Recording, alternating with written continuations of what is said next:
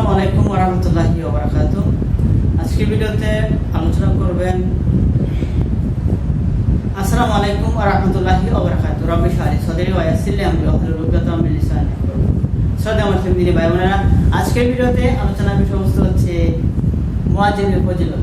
মুয়াজ্জিন হচ্ছে সেই ব্যক্তি যে প্রতিদিন 5 বার সালাতের জন্য মানুষকে আহ্বান করে যে তোমরা সালাতে আসো, যে তোমরা কল্যাণের জন্য আসো। সেই মুয়াজ্জিন সম্পর্কে রাসূল সাল্লাল্লাহু আলাইহি ওয়াসাল্লাম অনেক কথা বলে গিয়েছেন। আবু সাঈদ খুদরী রাদিয়াল্লাহু তাআলা বলেন, রাসূল সাল্লাল্লাহু আলাইহি ওয়াসাল্লাম বলেছেন, যে কোনো মানুষ ও জিন অথবা যে কোনো বস্তু মুয়াজ্জিনের কণ্ঠ শুনবে, সে কিয়ামতের দিন তার জন্য সাক্ষ্য দিবে। মানুষ অথবা জিন যে কোনো বস্তু মুয়াজ্জিনের কণ্ঠ শুনবে, সে কিয়ামতের মাঠে তার জন্য সাক্ষী দিবে। আবু হুরায়রা রাদিয়াল্লাহু তাআলা বলেন, রাসূল সাল্লাল্লাহু আলাইহি ওয়াসাল্লাম বলেছেন, মুয়াজ্জিনের আযান যতদূর পর্যন্ত যায় ততদূর পর্যন্ত এর ভিতরে যত কিছু আছে, যার জীবন আছে কিংবা যার জীবন নেই, জড় বস্তু, তারা সবাই মুয়াজ্জিনের জন্য দোয়া করবে, তারা সবাই মুয়াজ্জিনের জন্য মাগফিরাত কামনা করে। এই বালকরা বলবে, আল্লাহ তুমি মুয়াজ্জিনকে ক্ষমা করে দাও। এই মসজিদের যে কোনো জিনিস, গাছটা বলবে আল্লাহ তুমি মুয়াজ্জিনকে ক্ষমা করে দাও। এই আপনার পানি বলবে আল্লাহ তুমি মুয়াজ্জিনকে ক্ষমা করে দাও। মুয়াজ্জিনের আযান যতদূর পর্যন্ত যায় ততদূর পর্যন্ত এর ভিতরে যত কিছু আছে সবকিছু মুয়াজ্জিনের জন্য দোয়া করবে যে আল্লাহ তুমি তাকে ক্ষমা করে দাও। এরপরে আরো বলা হয়েছে, এর মুয়াজ্জিনের আযান শুনে যত লোক সালাতে আসবে তারা সবাই মিলে যত নেকি পাবে, মুয়াজ্জিন একাই যত নেকি পাবে। কথা মানে বুঝতে পারেন নাই? মুয়াজ্জিনের আযান শুনে যত লোক সালাতে আসবে তারা সবাই মিলে যত নেকি পাবে, মুয়াজ্জিন একাই তত নেকি পাবে। তো রাসূল সাল্লাল্লাহু আলাইহি ওয়াসাল্লামের কাছে এক লোক বলল, হে রাসূল, মুয়াজ্জিনই তো সব নেকি নিয়ে নিল, তাহলে আমাদের কি হবে? তখন রাসূল সাল্লাল্লাহু আলাইহি ওয়াসাল্লাম বলেন, শোনো, মুয়াজ্জিন যা বলে তোমরা তাই বলো, এবং তারপরে তোমরা আল্লাহর কাছে প্রার্থনা করো, তোমরা যা চাইবে তোমাদেরকে তাই দেওয়া হবে। এই হাদিস থেকে বোঝা যায় যে যদি আপনি আযানের উত্তর দেন বা জবাব দেন, তাহলে মুয়াজ্জিন যা পাবে আপনিও তাই পাবেন। তাহলে অবশ্যই বোঝা যাচ্ছে আযানের উত্তর দেওয়া কতটা আমাদের জন্য জরুরি।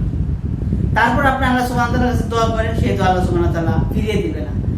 তাহলে অবশ্যই মুয়াজ্জিনের গুরুত্ব অনেক। যে আযান দেয় সে তো বুঝে না যে আমার গুরুত্ব কতটুকু। যাই হোক, অবশ্যই আমরা এই আযানের মুয়াজ্জিনের সাথে সাথে আযানের উত্তর দেওয়ার চেষ্টা করব এবং এই আযানের দোয়া করব। রাসূল সাল্লাল্লাহু আলাইহি ওয়াসাল্লাম বলেছেন, যে ব্যক্তি আযানের পরে আমার উপর দুরূদ পাঠ করবে তার উপর 10 বার রহমত নাজিল হবে। তাহলে অবশ্যই আযানের পরে আমরা আগে দুরূদ পড়ব, তারপর দোয়া করব, আযানের দোয়া করব, তারপর আমরা আল্লাহ সুবহানাহু ওয়া তাআলার কাছে কিছু চাইব। যাই হোক, আমার আলোচনা আজকে এই পর্যন্তই ছিল।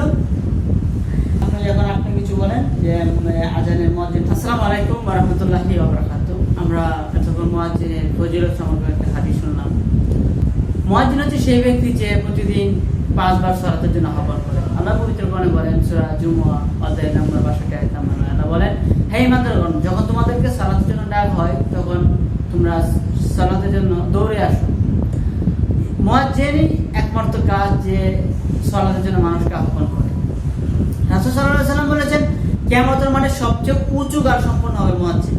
সবাই তাকে দেখে চিনতে পারে যে এটা হচ্ছে মুয়াজ্জিন, সে দুনিয়াতে আযান।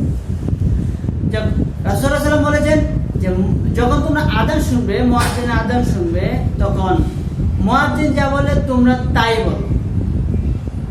তো কিছু ব্যতিক্রম আছে, যখন হাইয়া আলাস সালাহ হাইয়া আলাল ফালাহ বলা হয় তখন লা হাওলা ওয়ালা কুওয়াতা ইল্লা বিল্লাহ এটা বলতে। তো মুয়াজ্জিন যা বলে তোমরা তাই বলো। তারপর তোমরা দুরূদ পাঠ করো। যে ব্যক্তি আমার উপর একবার দুরূদ পাঠ করে তার উপর 10 বার রহমত বর্ষিত হয়।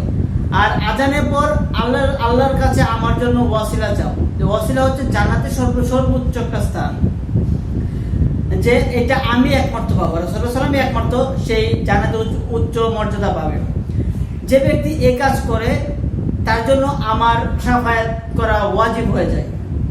জাবের রাদিয়াল্লাহু তাআলা বলেন, রাসূল সাল্লাল্লাহু আলাইহি ওয়াসাল্লাম বলেছেন, যে ব্যক্তি আযান শুনে এবং তার উত্তর দেয় এবং তারপর দোয়া করে, রাসূল সাল্লাল্লাহু আলাইহি ওয়াসাল্লাম বলেছেন তার জন্য আমার সুপারিশ জরুরি হয়ে পড়ে। তো অবশ্যই আমরা আজানের সময় বেখেয়ালি থাকবো না। আজানের সময় অবশ্যই আজানের উত্তর দেওয়ার চেষ্টা করবো এবং তারপর আজানের দোয়া করবো। যদি আপনি এই কাজটা করেন তাহলে রাসূলুল্লাহ সাল্লাল্লাহু আলাইহি ওয়াসাল্লাম বলেছেন তার জন্য সুপারিশ করা আমার জরুরি হয়ে পড়ে।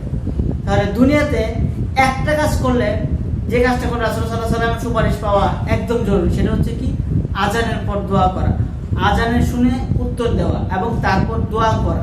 সেটা যদি আপনি করেন তাহলে অবশ্যই আপনি রাসূলুল্লাহ সাল্লাল্লাহু আলাইহি ওয়াসাল্লামের শাফায়াত করা আপনার উপর জরুরি হয়ে পড়বে। রাসূলুল্লাহ সাল্লাল্লাহু আলাইহি ওয়াসাল্লাম আপনার উপর শাফায়াত করা জরুরি হয়ে পড়বে যদি আপনার আজান শুনে এবং তার উত্তর দেন। তাহলে অবশ্যই আজান দেওয়ার সময় আমরা বেখেয়ালি থাকবো না।